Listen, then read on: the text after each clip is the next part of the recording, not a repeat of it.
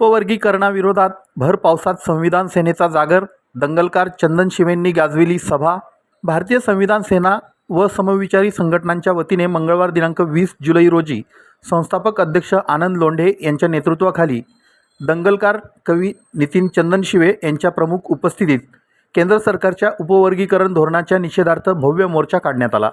या मोर्चात दलित, आदिवासी, चर्मकार, मातंग तसेच इतर मागासवर्गीय समाजातील शेकडो नागरिक मोठ्या संख्येने सहभागी झाले होते। मोर्चाच्या प्रारंभी शहरातील घटनाकार भारतरत्न डॉक्टर बाबासाहेब आंबेडकर यांच्या मध्यवर्ती पुतळ्याजवळ सर्व आंदोलक एकत्र जमले। यावेळी आदिवासी महिलांनी पारंपरिक वेशभूषा परिधान करून पारंपरिक वाद्यांच्या गजरात सादर केलेल्या नृत्याने उपस्थितांचं लक्ष वेधून घेतलं। त्यानंतर मान्यवर व महिलांनी डॉक्टर बाबासाहेब आंबेडकर यांच्या पुतळ्याला पुष्पहार अर्पण करून अभिवादन केलं। त्यानंतर मोर्चाला सुरुवात झाली। दुपारी सुमारे 1 वाजता सुरू झालेला मोर्चा थेट जिल्हाधिकारी कार्यालयावर धडकला। तेथे आंदोलकांनी केंद्र सरकारच्या उपवर्गीकरण धोरणाचा तीव्र निषेध करीत जोरदार घोषणाबाजी केली। यावेळी संविधान सेनेच्या शिष्टमंडळाने राष्ट्रपती, राज्यपाल, मुख्यमंत्री, सामाजिक न्याय मंत्री आणि राष्ट्रीय अनुसूचित जाती आयोग यांच्या नावे असलेलं निवेदन जिल्हाधिकारी भाग्यश्री विस्पुते यांना सादर केलं। यानंतर सर्व आंदोलक जेल रोड परिसरात पुन्हा एकत्र जमले। तेथे आयोजित सभेत विविध मान्यवरांनी मार्गदर्शन केलं। सभेला सत्यशोधक विद्यार्थी संघटनेच्या शाहिरी जलसाने सुरुवात झाली। यावेळी सिद्धांत बागुल, मनोज नगराळे, हर्ष मोरे यांनी जागर गीते सादर केली।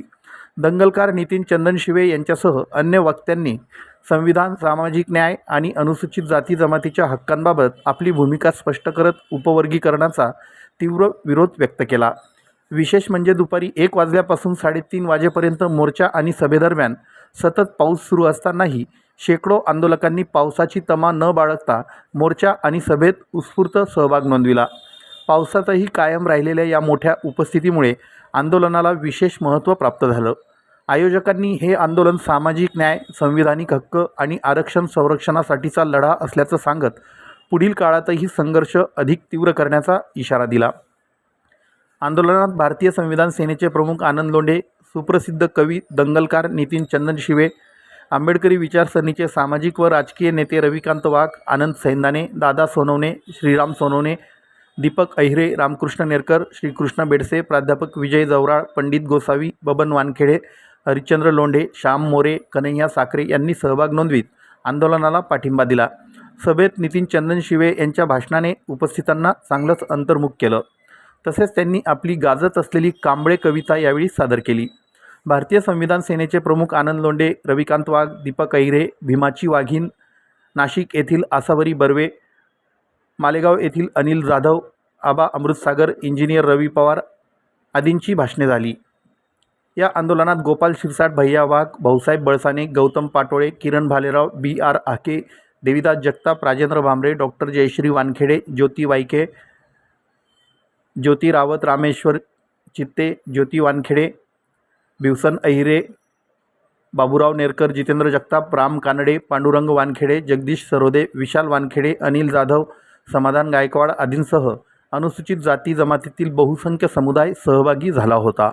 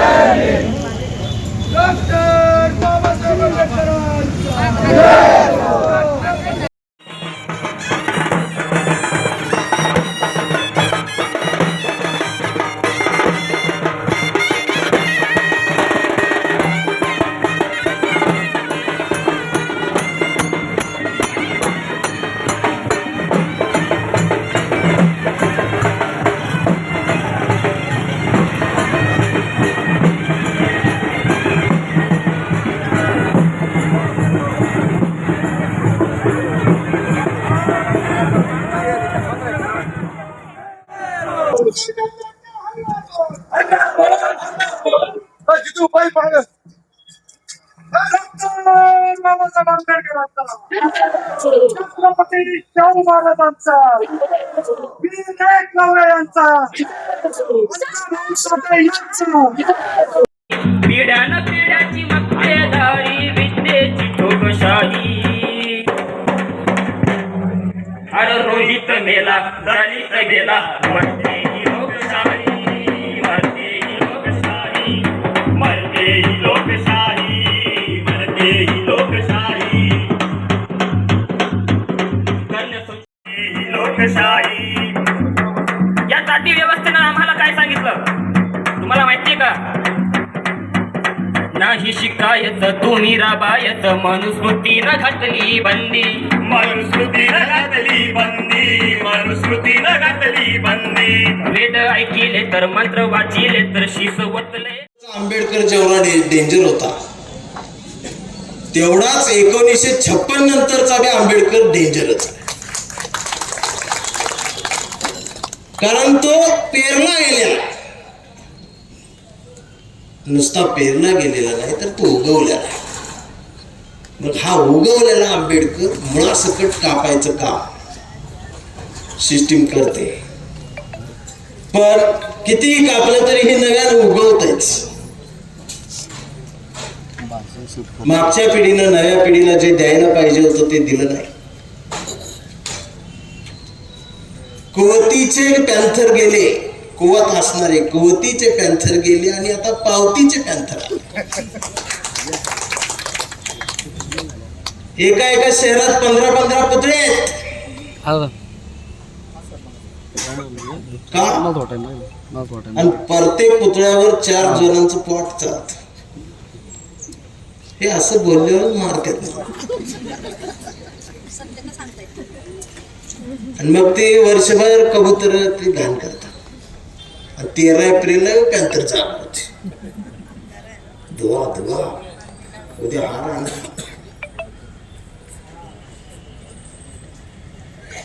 काय राहिले का आमचं? मगाच तुम्ही म्हणालात की आमदार नको. कसं आहे, आमचा संवाद आहे दुसऱ्या जातीशी. चळवळ बदलली नाही आमची, बदलायला पाहिजे. आम्ही कट्टर बाबासाहेब आमचाच. एखादा कार्यकर्ता जयंती महोत्सव असा घेतो, रागाव नका, मी अनुभवलेला आहे. मग त्याला नगरसेवक व्हायचं असतं. मग तो काय करतो, सगळ्या जाती धर्मातल्या लोकांना जाऊन म्हणतो बाबासाहेबांच्या जयंतीला चला. मग ते सगळे येतात जयंतीला, हार घेऊन येतात. सगळ्या जाती धर्मातली लोक येतात, तुम्ही स्वीकारा. मराठा, बौद्ध, चर्मकार, मारकरी सगळ्या ह्याच्यातली येतात. मग आम्ही वक्ता आणतो आणि मग ते वक्ता भाषणाची सुरुवात कशी करतो, हिंदू हा धर्मच नाही. मग तो असा सुरू झाल्यावर जेवढी आलेली असतात ती म्हणते उठा. इथं आपलं काही चालत नाही, यांचं चालू दे. ती जाते सगळी, हे एकटाच. एकतर ह्याला आपलीच मतदान करत नाहीत, मग ती आली ती म्हणते ती नकोच आम्हाला, त्याला आपला चहा पास, आमचा संवादच नाही ना. मग त्यानं दार लावून पोरालाच असा जुळवला. पण चिरंजीव कांबळे हुशार, तो बी नाही रडला, तो दोनदा काढला. मग त्याच्या लक्षात आलं डीएनए मधले नीट करून घेतलं आणि आता कांबळे वेळा झाला, त्याला सिस्टमनं वेळ ठरवलं, व्यवस्थेनं वेळ ठरवलं. कांबळे वेड्यांच्या दवाखान्यात आहे आणि कांबळे वेड्यासारखं मानवतेच्या घोषणा देतो. कांबळे जय शिवराय, जय भीमराय, जय भीम, जय लहुजी, जय अण्णाभाऊ म्हणतोय. कांबळे वेड्यासारखं बोलत राहतोय, मानवतेचं बोलतोय. पण कांबळेच्या एका हातात कुठल्या रंगाचा झेंडा नाही. कांबळेच्या हातात या देशाचा तिरंगा आणि मांडीवर संविधान त्यांना असं उघडून ठेवलंय. पण डॉक्टर सुद्धा कांबळेला शॉक देऊन तडवतात, पण कांबळे नाही रडत, तो नुसताच करतो. हा कांबळे जोपर्यंत जिवंत तोपर्यंत हा देश, या देशातला फुले शाहू आंबेडकरांचा विचार, छत्रपती शिवाजी महाराजांचा विचार, संत रोहिदासांचा विचार, बिरसा मुंडांचा विचार, हा पुरोगामी विचार या देशात जिवंत राहणार आहे. या कांबळेला जपूया, सर्वांनी एकत्रित राहा. या लढ्यामध्ये आम्ही सर्वजण तुमच्या सोबत आहोत. काल यांचा बीपी वाढला होता, मी येणार नाही. मगाशी कोणतरी सांगितलं आता चर्मकार समाज आता सोबत, त्या मोर्चात मलाच बोलवलं. मी सगळ्यांचा आहे, मी आधीच सांगतो, मी कुणाचाच नाही, एकट्याचा. मी आधी माझ्या बायकोचा, माझ्या पोरांचा, थोडाफार भावकीचा, मग गावकीचा, मग सगळ्यांचा. सगळ्यांनी वाटून घ्या. कोण म्हणते डावं, कोण म्हणते उजवं, याच्यापेक्षा आम्ही मधला असलेलं बरं. या देशात मधल्यांची संख्या जास्त आहे, जी तिरंग्याला पाहिजेत. आज त्यांची, आता आमचा अभिजित दिपकेत भाऊ पहिल्यांदा जेव्हा मैदानात आला, सगळी माग च्या वतीने आज उपवर्गीकरण धोरण याच्या विरोधात व अन्य जे काही महत्त्वाचे SC STचे प्रश्न होते याच्यावर आम्ही एक संविधान जागर आंदोलन ठेवलं होतं. या जागर आंदोलनाला महाराष्ट्राचे सुप्रसिद्ध कवी दंगलकार कवी चंदन शिवे आमचे मित्र आले होते.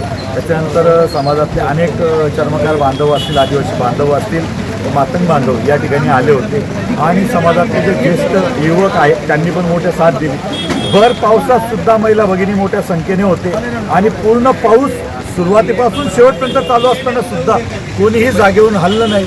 आणि येणारा हा लढा आम्ही परत पुढे घेऊन जाणार आहोत. आमचं एकच म्हणणं आहे की दोन जातींमध्ये भांडण न करता एक ताकदीने आपल्याला आंबेडकरवाद, संविधानवाद जिवंत ठेवायचा आहे. बाबासाहेब आंबेडकरांनी अनुसूचित जातीचे एक समुच्चय बांधलेला आहे, त्याची वज्रमूठ कायम ठेवायची, याच्यासाठी हा लढा असेल.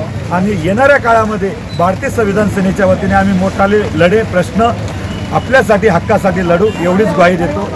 जय भीम, जय संविधान. अशा सर्वांच्या उपस्थितीत आणि सर्व समाज बांधवांच्या उपस्थितीत आपल्या संपन्न झालेला आहे. मित्रांनो, या संविधान जागर आंदोलनासाठी सन्माननीय नितीनजी चंदन शिवे सर हे आपल्यात उपस्थित राहिले आणि अतिशय उत्कृष्ट अशा भाषणांनी त्यांनी सर्व समाजाची कानउघडी केली. त्याबद्दल मी त्यांचं मनस्वी अभिनंदन करतो. आणि या सर्व समाजाने भर पावसात सुद्धा उभं राहून बसून त्यांनी ही सभा ऐकली, त्याबद्दल त्यांचाही मी धन्यवाद करतो. अशीच तुमची साथ आमच्यासोबत असू द्या आणि या सर्व ज्या जातीवादी लोक आहेत या जातीवादी लोकांवरती प्रकार असा हल्ला आपण करूया. या सर्व आपल्या समाज बांधवांच्या वतीने मी सर्वांना विनंती करतो की असं ज्या ज्या वेळेस आंदोलन, ज्या ज्या वेळेस काही गोष्टी होतील तर त्यावेळेस सगळ्यांनी एकत्र या, एक वज्रमूठ करा आणि आपला सर्वांचा हक्क आहे, सर्वांचा अधिकार आहे. या हक्काने आपण सर्वांनी एकत्र राहावं असे मी सर्वांना अभिवादन आणि विनंती करतो. आणि उपस्थित सर्व पत्रकार बंधूंचंही अभिनंदन करतो, ज्यांनी एवढ्या पावसात येऊन त्यांनी आम्हाला शूट केलं, त्याबद्दल मी त्यांचेही धन्यवाद करतो. जय हिंद, जय महाराष्ट्र. जय भीम, जय संविधान.